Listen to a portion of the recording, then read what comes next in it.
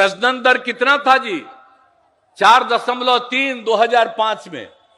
और लड़कियों का जो हमने सर्वेक्षण कराया तो पता चला कि पति पत्नी में अगर पत्नी मैट्रिक पास है तो दुनिया भर में प्रजनन दर देखा गया उस परिवार का 2 था।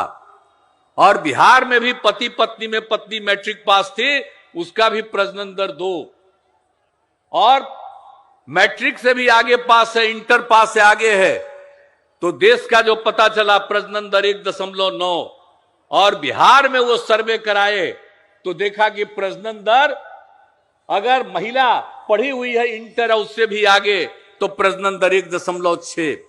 और उसी समय से जो हमारी खुशी हुई है, जो हम इतना ज्यादा महिलाओं को आगे बढ़ा करके और सब कुछ कर रहे हैं, तो आखिरकार आप सोच लीजिए कि आप जो है महाराणा प्रताप साहब ने लड़की को गिरफ्तार किया, लड़के को मना किया, महिलाओं के साथ ये सब काम मत करो। और हम लोग देखिए महिलाओं के लिए कितना कर रहे हैं।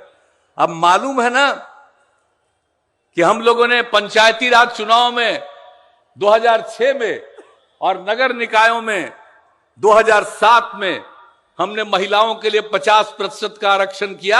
आज कितनी बड़ी संख्या में महिलाएं आगे बढ़ रही हैं। और उसके बाद आपको पता है ना अब कि हम जो लड़कियों को पढ़वा रहे हैं, तब जान लीजिए जो हम प्रजनन दर की चर्चा कर रहे हैं, अब वो प्रजनन दर 4.3 से घट रहा है, अब आ गया है 2.9 पर।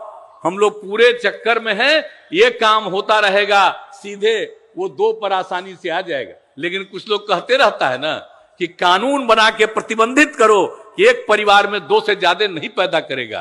कानून बनाना बहुत बुरी चीज है, वो गलत बात है। लेकिन ये काम करना हम लोग कितना कर रहे हैं।